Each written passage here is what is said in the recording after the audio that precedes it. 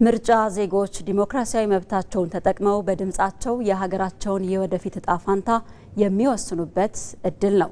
የሰመራ ሎጊያ ከተማ ነዋሪዎች ሰባተኛው ጠቅላላ ምርጫ ዲሞክራሲያዊ መብታቸውን የሚጠቀሙበት በመሆኑ በንቃት ለመሳተፍ መዘጋጀታቸውን ተናግረዋል። ምርጫው በሰላም እንዲጠናቀቅ ኃላፊነታቸውን እንደሚወጡም ነው አስተያየት ሰጪዎቹ የገለጹት። ባየሙላት የነዋሪዎችን አስተያየት አሰባስቦ መረጃውን አድርሶናል፣ እንደሚከተለው ይቀርባል። ሁሉም ሰው የራሱን መብት መጠቀም ስላለበት መብቱን ደግሞ መጠቀም የሚቻለው የምርጫውን ካርድ ወስዶ ምርጫ ቀን መጠባበቅ ነው። ቀኑን እየተጠባበቅን ነው ያለነው። እንዳልከው ምርጫ ቀን አሁን እየደረሰ ስለሆነ በጉጉት እየጠበቅን ነው ማለት ነው። በዚህ ምርጫ ህይወቱም ጭምር ሰጥሃለሁ አደርጋለሁ ዲሞክራሲ እንደሚታለቅ አመናለሁ አካባቢ የሚከለፋ ኡመታ ሰላም ከሳያሃ የምርጫ ካርድ ያወጣ ዜጋ ሁሉ ያወጣበትን ዓላማ አውቆ በቀኑ ተገኝቶ መምረጥ አለበት። እኔም ካርዱን የወሰድኩበትን ምክንያት ስለማውቅ ለመምረጥ ተዘጋጅቻለሁ። በምርጫ ጉዳይ ላይ ነኛ በሰላማ ጠብቀናልና የምርጫ ሁኔታ በቃ ነኛ አሁን እኔ በራሴ ካርድ ወስድሻለሁ። ከዛ ወደ ኢትዮጵያ ላይ ወደ አፋር ላይ ይሄ ምርጫ በጣም አሪፍ ነው፣ ደስ ይላል። የገተር ያለበት ከተማ ያለበት ነዋሪ ሁሉ ተዘጋጅተናል።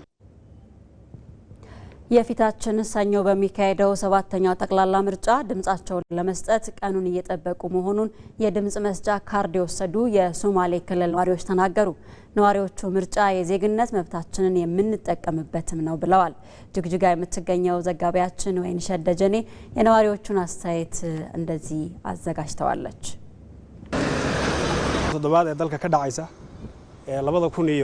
በመጪው ሰኞ ግንቦት 24 በሚካሄደው ምርጫ እንደ አንድ ዜጋ መብቴን የምጠቀምበትና ትልቅ ኃላፊነቴን የምወጣበት ነው። ለዚህም ካርዴን ወስጄ ሙሉ በሙሉ ተዘጋጅቻለሁ።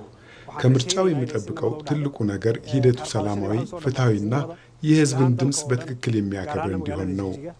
እኛ ነዋሪዎች ቀኑ ደርሶ ድምፃችንን እስክንሰጥ በጉጉት እየጠበቅን ነው። ካርዳችን ወስደናል። ለሰኞ ድምጻችን ለመስጠት ይመቹናል፣ ይመሩናል፣ ለሀገር ይጠቅመናል፣ ለሀገር ሰላምና ለሀገር ጸጥታ ይጠቅማሉ የሚሉ ሰዎች ለመምረጥ ተዘጋጅተናል።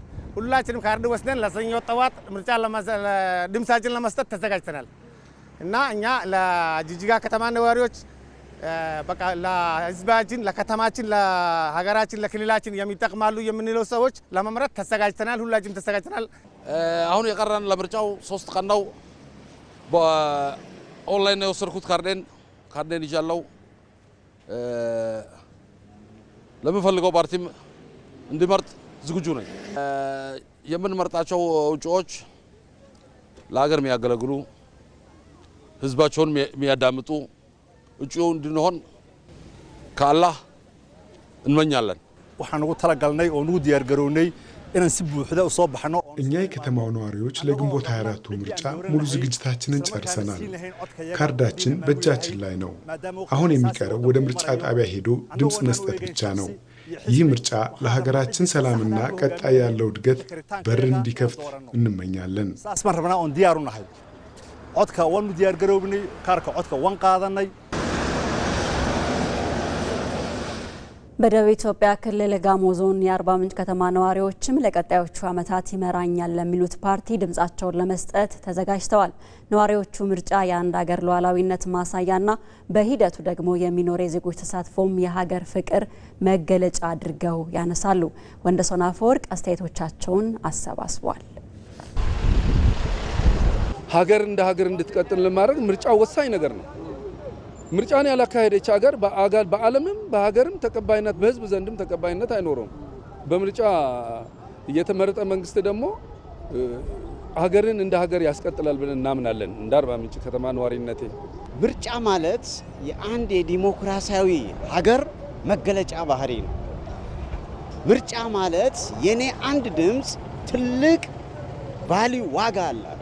ስለዚህ እንደ ዜጋ እንደ አገርም ስለሚመለከተኝና እንደ አንዱም የሀገር ፍቅር መገለጫ መንገድ ማሳያ መሆኑን ስላመንኩበት ነው ምርጫ እንደዚህ አጓጉቶኝ ለመምረጥ ካርድ ወስጄ ለመምረጥ ዝግጁ ሆንኩበት ሂደት ይሄንን ይመስላል። ካርዱን አሁን በተነገረን መሰረት በ24 ነው የሚጣላው 24 ሰኞ ነው ካርዱን በጥሩ ሁኔታ ቡኬ ውስጥ ነው አርጌ ቤት ቁጭ አርጌ መጠብቀው ቀኑን ነው መጠብቀው ልክ 12 ሰዓት ላይ ከኔ እንጃ ሰው ይቀድማል ብዬ አልጠብቅም እውነት ቀድሜ ጥዬ ወደ ስራ መሄድበትን ወደ ስራ የሚሄድ ይሄንን ነው መጠብቀው በጣም ጓጉቼ የሚጠብቅበት ቀን ናት የምርጫ ቀኑን በጉጉት እንጠብቃለን ለምን ብትል ምን ወስንበት ነው ህዝባዊ ውሳኔ የሚወሰንበት ነው ህዝባዊ ውሳኔ ወስኖ በህዝብ የተመረጠ መንግስት ማየት ስለምንፈልግ ዲሞክራሲ መስፈኑን ጅምር ቢሆንም ዲሞክራሲ መስፈኑን ለማየት ስለምንፈልግ ቀኑን በጉጉት ነው የምንጠብቀው በእውነት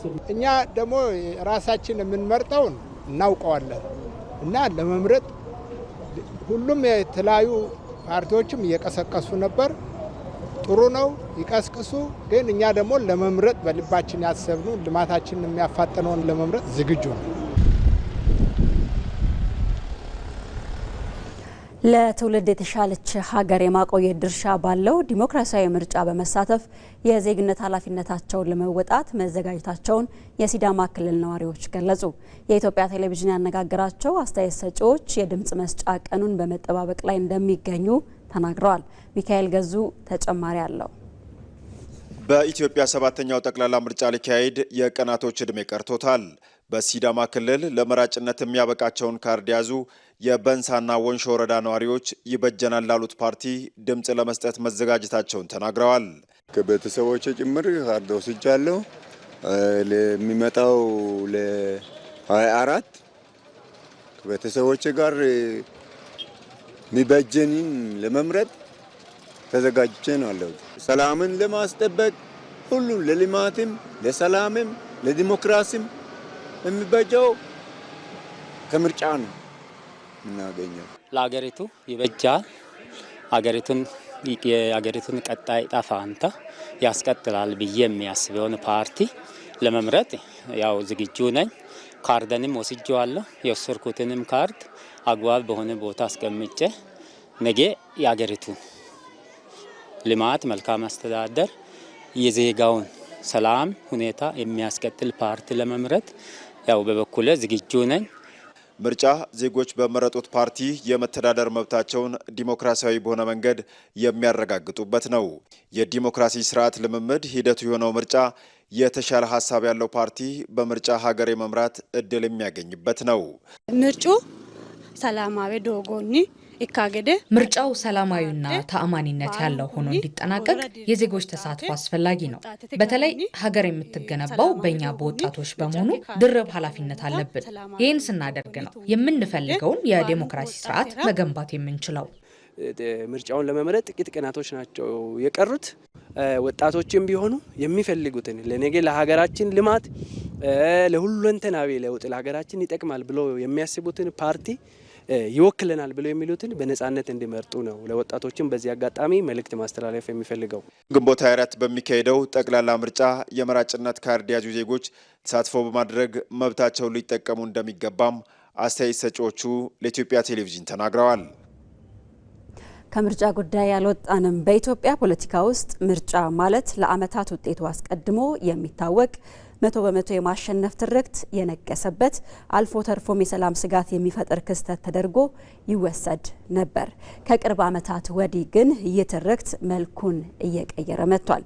በተለይም ዜጎች ስለ ድምጻቸው ዋጋ፣ ተፎካካሪ ፓርቲዎች ደግሞ ስለ ሜዳው መስተካከል፣ ተቋማት ደግሞ ስለ ገለልተኝነታቸው የሚያነሱበት አዲስ ምዕራፍም እየተከፈተ መጥቷል። ይህንን ጉዳይ መነሻ በማድረግ ባልደረባችን ብሩክታይት አስራት ያሰናዳችው ዘገባ አለ። እሱን እንከታተል።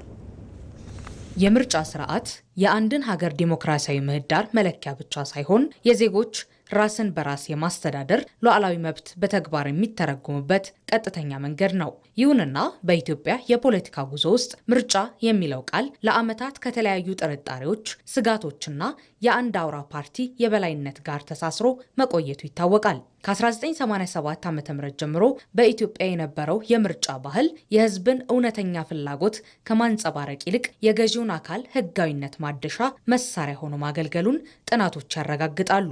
ከለውጡ በፊት የነበሩት ምርጫዎች የይስሙላ ምርጫዎች ናቸው። ሙከራዎች ነበሩ። በእርግጥ በተለይ 1997ቱ ትንሽ ፕሮሰሱ ጥሩ ነበር።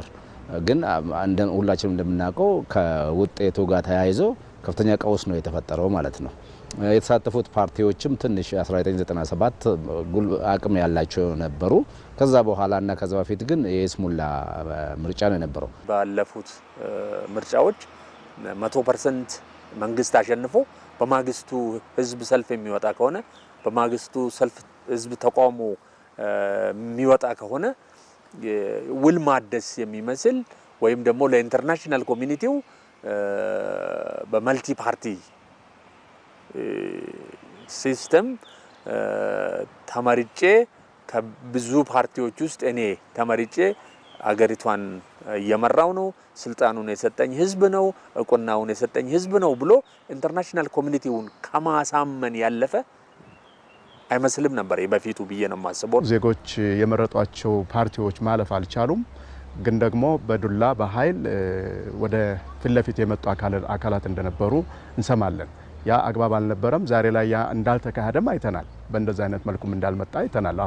አሁን እየመራ ያለው ፓርቲ በዚህ አይነት መልኩ አይደለም የመጣው። ይሁን እንጂ ከለውጡ ማግስት ጀምሮ የታየው የምርጫ አውድና የተከናወኑት ተቋማዊ ሪፎርሞች ይህንን አሮጌ ታሪክ በመቀየር አዳዲስ አቅጣጫዎችን ይዘው መጥተዋል። ብዙ የፖለቲካ ፓርቲዎች ወደ አገር እንዲገቡና ኦፕን አፕ የምንለው ወይንም የፖለቲካ ምህዳሩን ሰፋ የማድረጉ ስራዎች ተሰርተዋል።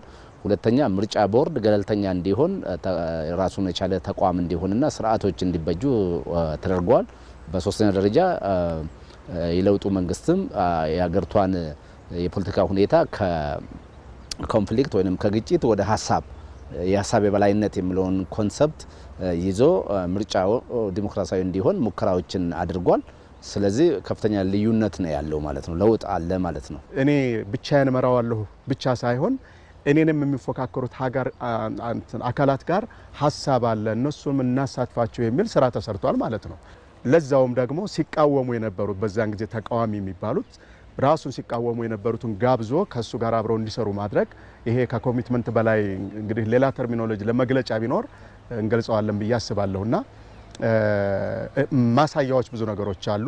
ከዚህ ባሻገር ተፎካካሪ ፓርቲዎች የፓርላማ ወንበር እንዲያገኙ ማድረግን ጨምሮ የሀገሪቱን ፖለቲካ ከኃይል ትርክት ወደ ሀሳብ ፖለቲካ ትርክት እንዲቀየር አስችሎታል። እኛ ሀገር መንግስታት ወደ ስልጣን የመጡት በታሪካችን በሪቮሉሽን ነው ወይም ደግሞ አንዱን በጉልበት በኃይል ነው ስልጣን የሚቆጣጠሩትና ብልጽግና ከኢህአዴግ ብልጽግና ሲመጣ ግን በሪፎርም ነው የመጣው። ከዛ በኋላ እንግዲህ ተፎካካሪ ፓርቲዎችም የተለያዩ የፓርላማ ወንበሮችንም እንዲያገኙ ተደረገ። የአሁኑ 7ኛው ሀገራዊ ምርጫ ደግሞ ከሌሎቹ የተሻለ የሚያስብል ትንሽ መሬት የረገጠ በብዙ ነገር ማለት ነው የይስሙላ አይደለም ያሁኑ ብዬ ነው ማምነው።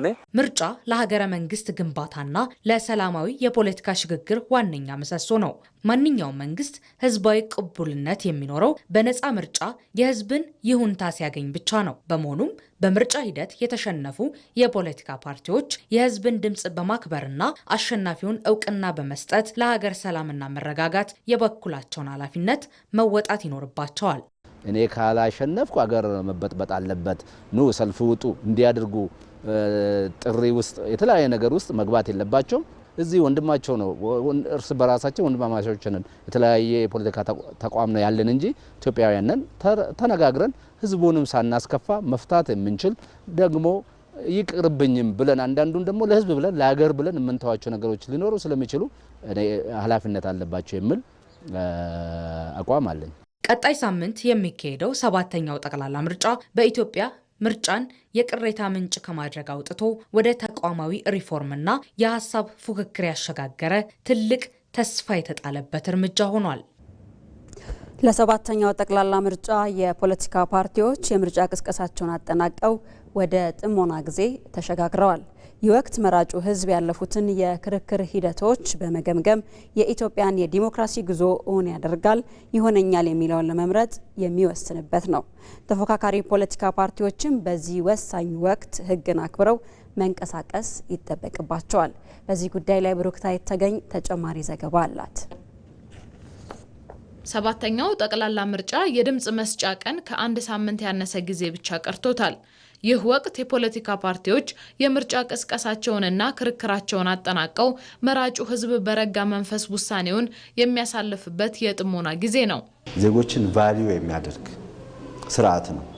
ስለዚህ ይሄ ሂደት ሊጠበቅ ይገባል ማለት ነውና ዜጋው ይሄን መብቱን ይሄን ፕሪቪሌጅ ተጠቅሞ መምረጥ ለምርጫ ደግሞ ሂደቱ የተጠበቀ እንዲሆን ነፃ፣ ፍትሃዊ፣ ገለልተኛ እና ሰላማዊ ምርጫ እንዲሆን ከማድረግ አንፃርም በዚህ ውስጥ ከፍተኛ አክተሩ ህዝቡ ነው እና የስልጣን ባለቤትነት የሚረጋገጠውም በህዝቡ ነው። ምርጫ ለብሔራዊ ጥቅም ቅድሚያ የሚሰጡ አሸናፊዎችን የሚያወጣ ሂደት እንደመሆኑም የፖለቲካ ፓርቲዎች በህግ ማዕቀፍ ውስጥ በመንቀሳቀስ በሐሳብ ልዕልና ላይ የተመሰረተ የውድድር አውድን በመፍጠር ለሀገር ያላቸውን አዎንታዊ ሚና ማሳየት ይጠበቅባቸዋል። ምርጫ ሂደት ነው። የዲሞክራሲ ልምምድን ውጤት የምናመጣበት ነው። ይሄ ደግሞ የሁሉንም ባለድርሻ አካላት ንቃት ያለው ተሳትፎና በኃላፊነት መንፈስ መንቀሳቀስ ያስፈልጋል። በዚህ ሂደት ውስጥ ጥንቃቄ በተሞላበት መልኩ ህግን አክብሮ ምክንያቱም የአንድ ፓርቲ አባላት ደጋፊዎች ይሄን ህግ ተላልፈዋል ተብሎ ስርዓት ተፈጸመ ቢባል ሂደቱን ያደበዝዘዋልና እንደዚህ አይነት ነገሮች እንዳይፈጠሩ ፓርቲዎች በጥንቃቄ መስራት አለባቸው። ሚዲያዎች በተለየ ቋንቋ ይሄንን አይነት መልእክት ለህዝብ የሚያደርሱ ማህበራዊ ሚዲያን ጨምሮ እንደዚሁ ጥንቃቄ በተሞላበት መልኩ መስራት አለባቸው። የመጨረሻው የምርጫ ሂደት በስኬት መጠናቀቅ ለኢትዮጵያ የዲሞክራሲ ጉዞ አዲስ ምዕራፍን የሚከፍት ነው። ኢትዮጵያ ሰላማዊ፣ ዲሞክራሲያዊ እና ፍትሃዊ ምርጫ ማካሄድ ችላለች። ይህም ደግሞ በህዝቡ ዘንድ ቅቡልነትን ያገኘ ተብሎ በህዝብ ዘንድ እውቅና ሲሰጥ ሰላም እንዲሰፍን ያደርጋል። ይህ የሰላም መስፈን ጉዳይ ከሀገር ገጽታ ባለፈ ለዓለም ማህበረሰብ በኢትዮጵያ ውስጥ ሰላም አለ። ሰላም ባለበት ደግሞ ስራ ይኖራል። ሰላም ባለበት ደግሞ ቱሪዝም ይኖራል። ሰላም ባለበት ኢንቨስትመንት ይኖራል። በአጠቃላይ ያለው የገጽታ ግንባታ በፖለቲካው፣ በኢኮኖሚው፣ በማህበራዊው እንዲሁም በዲፕሎማሲ መስክ ያለው እድገት ከፍተኛ ይሆናል። ይህ ጊዜ ዜጎች ያለፉትን የቅስቀሳ ወቅቶች በንጽጽር በመገምገም በነፃነት የሚመርጡትን እጩ ለመወሰን ሰፊ እድል ይሰጣል።